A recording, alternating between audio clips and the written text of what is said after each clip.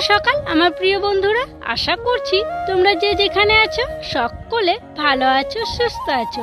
বীরভূম জেলার ছোট্ট একটি গ্রাম থেকে আমি দৈবকী তোমাদের সকলকে জানাই আমার ব্লগ চ্যানেলে অনেক অনেক স্বাগত, অনেক অনেক ভালোবাসা। এখন বাজে সকাল 5টা। সকালবেলা উঠেই চোখে মুখে জল নিলাম, তারপরে সদর দরজা খুলেই সোজা চলে গেলাম পুকুর ঘাটে। পুকুর ঘাট থেকে এক মগ জল নিয়ে আর একটু গোবর নিয়ে গোবরের মারুলি দিতে শুরু করলাম। যাই হোক বন্ধুরা, ভিডিওটি স্কিপ না করে সম্পূর্ণ দেখার অনুরোধ রইল তোমাদের কাছে। যে জায়গাগুলোয় মারুলি দিই সব জায়গায় মারুলি দেওয়া হয়ে গেল, তারপরে দোয়ার ঘরে জল দিয়ে উঠোনগুলোকে ঝাড় দিতে শুরু করলাম। তো চলো আমার প্রিয় বন্ধুরা, উঠোনটা ঝাড় দিতে দিতে তোমাদের সুন্দর সুন্দর কমেন্টের উত্তরগুলো দিয়ে ফেলি।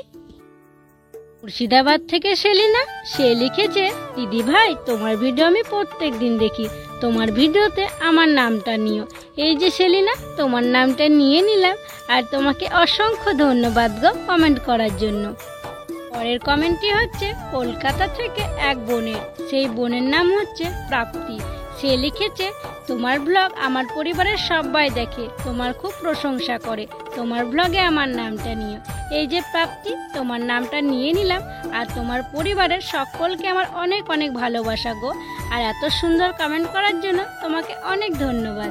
আর জানো বন্ধুরা, তোমরা যে এত সুন্দর সুন্দর সকল কমেন্ট করো, এই কমেন্টগুলো না আমিও আমার পরিবারের সকলকে পড়ে শোনাই, ওরাও না খুব খুশি হয় তোমাদের এত সুন্দর সুন্দর কমেন্টগুলো শুনে।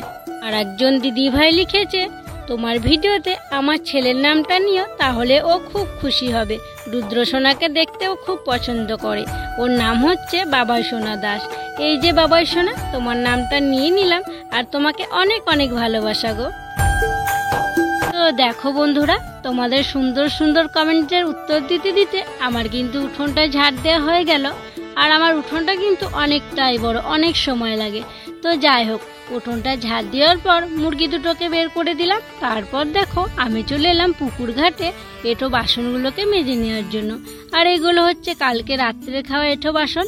তোমরা তো জানোই আমরা রাত্রের বেলা আর পুকুর ঘাটে এসে বাসন ধুই না, সকালবেলাতেই কালকে রাত্রের খাওয়া বাসনগুলো ধুয়ে নিই। আর জানো বন্ধুরা, এখনো আমার ব্রাশ করা হয়নি, বাসনগুলো ধুয়ে নিয়ে ঘরে যাব, তারপর ব্রাশ করে নেব। বাসনগুলো ধুয়ে নিয়ে গিয়ে ঘরে রাখলাম। তারপরে দেখো ব্রাশটা নিয়ে আর একটা বালতি নিয়ে চললাম আমি জল আনার জন্য। আর জানো এখনো আমাদের টাইম কলটা ঠিক করা হয়নি, তাই সেই দূর থেকে এক বালতি জল নিয়ে এলাম। ব্রাশ করে এসেই একটু চা খেতে বসেছি। তারপর একজন বাইরে থেকে ফুলিয়ে বলছে, কই গো তোমাদের লালে গুজ উড়েছে। তাই দেখো ছুটে চলে এলাম ওকে ধরার জন্য। আর সঙ্গে সঙ্গে যদি না আসতাম, ও তো কোন দিকে পালিয়ে যেত, ওকে খুঁজেই পাওয়া যেত না। তো সেই জন্য দেখো ওই দিকটায় ওকে বেঁধে রাখছি, কারণ এই দিকটার গোছটা তো উপরে দিয়েছে, এই গোছটাতে আর বাঁধা যাবে না, তাই বাঁশের সাথেই বেঁধে রাখলাম। তারপর দেখো কিছু জামা কাপড় আছে, সেগুলোকে নিয়ে আমি চলে এলাম পুকুর ঘাটে। এগুলোকে কেচে দেবো সার্ফ দিয়ে। জামা কাপড় বলতে ওই যে কালকে ভোজ খেতে গেছিলাম, সেই জামা কাপড়গুলোই আছে, রুদ্রর বাবার, আমার আর রুদ্রর। তো সেইগুলোকে একটু সার্ফ জলে ভিজিয়ে নিচ্ছি, তারপরে কেচে দেবো। এই যে নতুন জামা কাপড় বলে বেশিক্ষণ ভিজিয়ে রাখলাম না, আর যেন অনেক কাজ, তাই তাড়াতাড়ি কাজগুলো সেরে নেওয়ার চেষ্টা করছি, তাই সঙ্গে সঙ্গে আজকে কেচে দিলাম। দেখো যতই কাচছি ততই ফ্যান বেরিয়েই যাচ্ছে। নতুন জামা কাপড় সার্ফ দিলে না এইরকমই হয়, যতবার কাচি তত ফ্যান বেরিয়েই যায়। তো যাই হোক, দেখো আমার সব কাচা হয়ে গেছে, এখন আমি ধুয়ে নিচ্ছি। আর এই শাড়িগুলো না যা জল ধরে কি বলবো, নিংড়ানোই যায় না। তাই দেখো জলে ডুবিয়ে আমি এভাবেই ঝুলিয়ে নিয়ে যাব, তাহলে জলটা ঝরে যাবে। দেখো জামা কাপড়গুলো কেচে আজকে আর নিচে মেললাম না, ছাদেই মেলে দিচ্ছি। নিচে না খড় মেলা আছে, সেই জন্য ছাদে দিচ্ছি। জামা কাপড়গুলো মেলে দিয়েই আমি স্নান করে নিয়েছিলাম। আর স্নান করে এসেই শ্বশুর মশাইকে আগে মুড়ি দিলাম, তারপরে শাশুড়ি মাকে মুড়ি দেবো এখন। তো দেখো শাশুড়ি মাকে উঠিয়ে দিলাম, আর শাশুড়ি মা তো নিজে মুড়ি মাখাতে পারে না, মুড়িটা মাখিয়ে দিতে হবে। আর দেখো মায়ের হাতটা আমি এখন ধুয়ে দিচ্ছি, তখন মুড়িটা মাখিয়ে দেবো, মা নিজেই মুড়িটা খেয়ে নেবে। বাবার আর মায়ের খাওয়া হলো, আর বাবার আর মায়ের খাওয়া জায়গা দুটো এখন নিয়ে চলে এলাম পুকুর ঘাটে ধুয়ে নেওয়ার জন্য। আর আমি এখনও খাইনি, কারণ রুদ্র নেই জানো তো, ও আসুক তারপর আমি, রুদ্রর বাবা আমরা তিনজনে খেয়ে নেব। এখন বাবা মার খাওয়া হলো, ওদের দুটোই ধুয়ে দিচ্ছি। রুদ্র চলে এসছে আর রুদ্রকে মুড়ি দিয়ে আমিও কিন্তু মুড়ি খেয়ে নিয়েছি। তারপর আমাদের বাসনগুলো ধুয়ে আনলাম। তারপর দেখো এখন আমি সবজিগুলো কেটে নেব। আর তোমরা অনেকেই কমেন্ট করেছো তুমি যে পাট শাকটা রান্না করো খুব ভালো লাগে দেখতে, কিভাবে রান্না করো আমাদেরকে শেয়ার করো। তো ভাবছি আজকে তোমাদেরকে পাট শাক রান্নাটা শেয়ার করব। দেখো সবজিগুলো কেটেই উনুন ধরিয়ে দিয়েছি, আর একদিকে বসিয়েছি ভাত, আর একদিকে পাট শাকটা করে নেব। পাট শাক করার জন্য কড়াইতে দিয়ে দিলাম জল, আর 1 চিমটে হলুদ আর পরিমাণ মতো লবণ। তারপরে জলটাকে টকবগিয়ে ফুটিয়ে দিয়ে দিচ্ছি পাট শাকগুলো। তারপর একটু নাড়াচাড়া করে নিচ্ছি। এবারে একটু আমি 5 মিনিট মতো পাট শাকটাকে সিদ্ধ করে নেব। আর হ্যাঁ, এর মধ্যে একটু খাবার সোডা দিয়েছি। খাবার সোডা দিলে একটু লেলি ভাবটা ভালো হয়, খেতে ভালো হয়। তো দেখো এদিকে জলটা গরম হয়ে গেছে, আমি কিন্তু চালটা দিয়ে দিলাম। আর এবার আমার পাট শাকটাও এদিকে সিদ্ধ হয়ে গেছে। এবারে আমি পাট শাকটাকে নামিয়ে নেব, তারপরে তেলে দেব। শাকটা তেলে দেওয়ার জন্য প্রথমেই দিয়ে দিলাম সর্ষের তেল, আর দিলাম একটু 5 ফোড়ন আর শুকনো লঙ্কা। তারপরে কয়েকটা রসুন থেতো করে রেখেছি, সেই রসুনগুলো দিয়ে দিলাম। আর এই পাট শাকে যদি রসুন দেওয়া হয় তাহলে স্বাদটা আরও ভালো হয়। আর এই পাট শাক কিন্তু খেতে আমাদের পরিবারে তো সকলে খুব ভালোবাসে। আর জানো, এই লেলে একটু ভাব থাকলে, একটু ঝোল হলে, এই ঝোল দিয়ে মাখিয়ে কিন্তু ভাত একদম সবার সব খাওয়া হয়। বাচ্চারা তো একদম সবার সব ভাত খেয়ে নেয়, খুবই ভালো লাগে। তো দেখো রসুনটাকে ভালো করে ভেজে নিয়েছি, তারপর আমি পাট শাকটাকে ঢেলে দিলাম। এবার একটু ফুটে গেলেই নামিয়ে নেব। রান্নাবান্না শেষ করে হাঁড়ি করে মেজে নিয়েছিলাম। তারপরে আমি এখন বাবার আর মায়ের জন্য ভাতটা বেড়ে নিচ্ছি। আর আজকে করেছি পাটের শাক, আলু সিদ্ধ আর একটা তরকারি করেছি।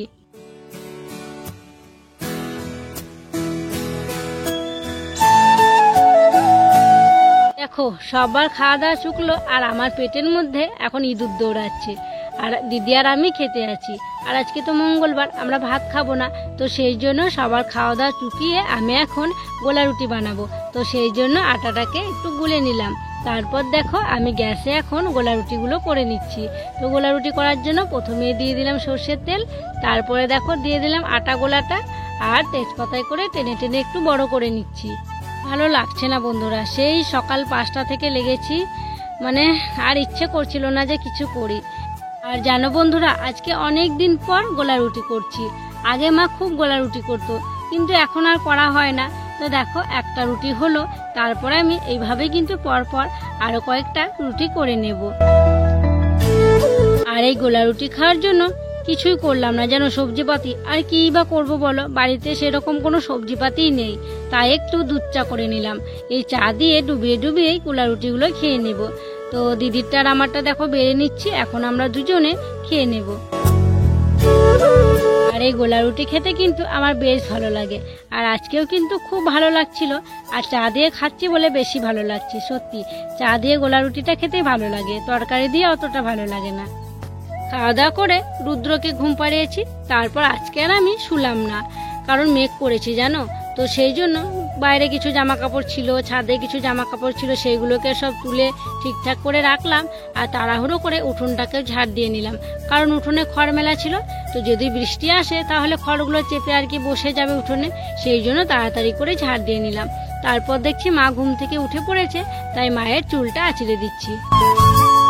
মায়ের চুলটা আঁচড়ে দিলাম, তারপর দেখো আবার বেরিয়ে পড়লাম জল আনার জন্য। আমি জল নিয়ে এসে দেখছি রুদ্র ঘুম থেকে উঠে পড়েছে। তো ও খুব কান্নাকাটি করছিল, আমাকে দেখতে পাইনি বলে ঘুম থেকে উঠে। আর বাইরে দেখছি রক্ত সন্ধ্যা করেছে, কি সুন্দর লাল হয়ে আছে চারপাশটা। তাই দেখো ওকে একটু খুশি করানোর জন্য ওর সাথে কানামাছি খেলছি। আর ওর বাবা কিন্তু আমাদের সাথে খেলছে, আর ভাগ্নিও এলো, খুব মজা হচ্ছে জানো তো। আর রুদ্রসোনা আমার কানামাছি খেলা দেখে খুব খুশি হয়েছে।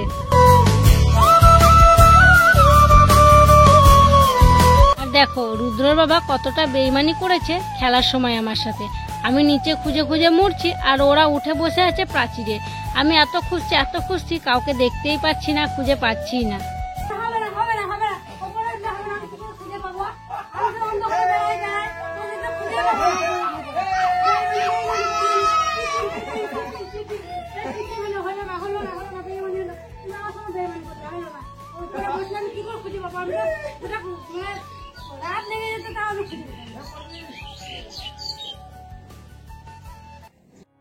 দেখো বন্ধুরা, সন্ধে হয়ে গেছে আর রুদ্র বলছে মুড়ি খাবো, তাই ওকে দুধ মুড়ি খাইয়ে দিচ্ছি।